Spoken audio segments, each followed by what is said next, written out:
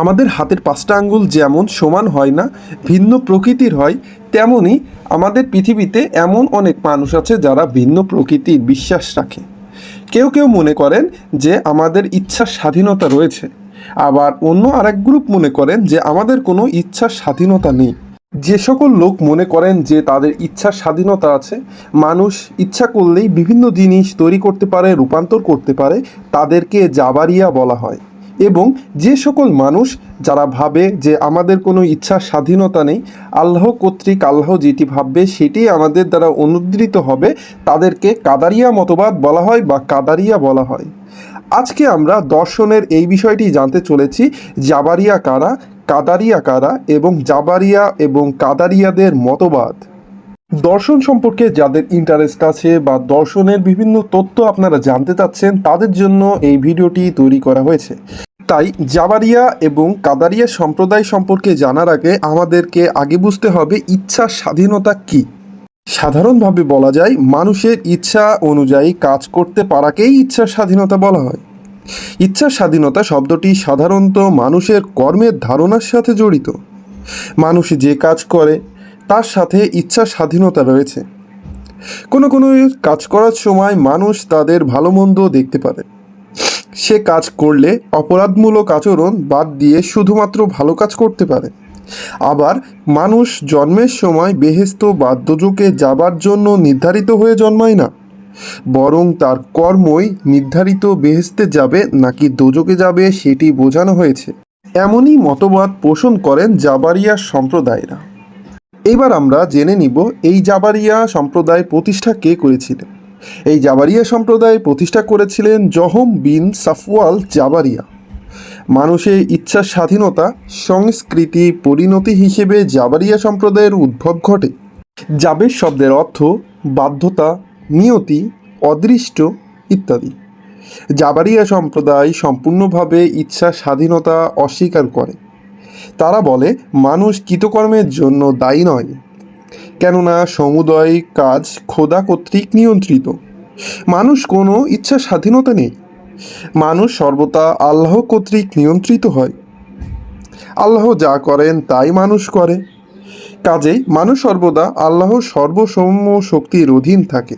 Jabriya মতবাদ সম্পর্কে তো আমরা সকলেই জানলাম। এবার আমরা জানতে চলেছি কাদারিয়া মতবাদ সম্পর্কে। কাদারিয়া কারা এবং তাদের মতবাদ কি, তারা কি বিশ্বাস করে, এই বিষয় সমূহে আমরা এখন জানতে চলেছি।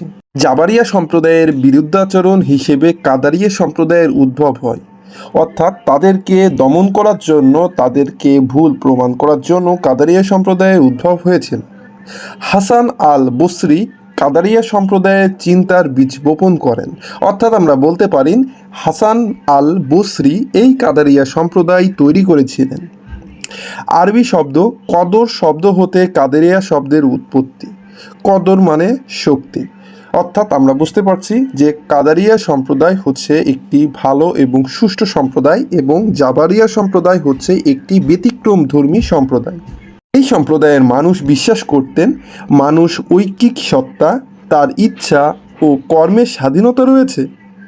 কাদারিয়া সম্প্রদায়ের চিন্তাবিদগণ মানুষের নৈতিক দায়িত্বের উপর গুরুত্ব দেন। তাদের মতে মানুষ নিজেই তার কৃতকার্যের জন্য এবং খারাপ কার্যের জন্য দায়ী। মানুষ স্বেচ্ছায় ভালো মন্দ পথ অনুসরণ করে চলে। ভালো কাজ করলে সে পুরস্কার পাবে এবং খারাপ কাজ করলে সে শাস্তি পাবে। কাদারিয়া সম্প্রদায়ের লোকেরা তাদের বক্তব্যের সমর্থনে যে সকল যুক্তি দেন সেগুলো হলো। এখন আমরা দেখে নিব কাদারিয়া সম্প্রদায়ে যে সকল যুক্তি তারা পোষণ করেন সেগুলো কি কি।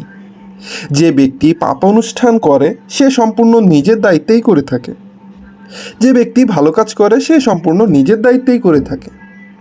আল্লাহ নিশ্চয়ই কোনো জাতির অবস্থানকে পরিবর্তন করেন না যতক্ষণ পর্যন্ত সেই জাতি নিজেদের অবস্থান নিজেরাই পরিবর্তন না করে। এইবার আমরা জানতে চলেছি জাবারিয়া ও কাদারিয়া সম্প্রদায়ের বিরোধ সম্পর্কে। জাবারিয়া এবং কাদারিয়া উভয় সম্প্রদায় চিন্তাবিদগণ পরম পন্থা অবলম্বন করেছেন। জাবারিয়া সম্প্রদায়ের মানুষ নীতি, কর্তব্য ও দায়িত্ববোধকে অবহেলা করে, আবার কাদারিয়া সম্প্রদায়ের মানুষ নীতি, নৈতিক ও দায়িত্ববোধকে অধিক গুরুত্বপূর্ণভাবে দেখেছে। জাবারিয়াগণ মনে করেন মানুষের ইচ্ছার কোনো স্বাধীনতা নাই, কিন্তু কাদারিয়াগণ মনে করেন মানুষের ইচ্ছার স্বাধীনতা রয়েছে। জাবারিয়াগণদের মতে মানুষের ভাগ্য আল্লাহ কর্তৃক নির্ধারিত, কিন্তু কাদারিয়াগণ বলেছেন মানুষ তার নিজের ভাগ্যের নিয়ন্ত্রক। পৃথিবীতে কিন্তু এখনও এ সকল জাবারিয়া এবং কাদারিয়া মতবাদ অনুসারী লোক রয়েছে, যারা সকলেই মুসলিম, তারা সকলেই ইসলাম ধর্ম গ্রহণ করেছেন, কিন্তু তাদের চিন্তাধারা ভিন্ন প্রকৃতির। তাই এই ছিল আজকের আলোচনা। আজকের আলোচনা নিয়ে কোনো সমস্যা থাকলে আপনারা আমাকে ইনবক্সে জানাইতে পারেন, এবং আপনারা কোন সম্প্রদায়ের লোক সেটি কমেন্ট করে অবশ্যই জানাবেন। ধন্যবাদ।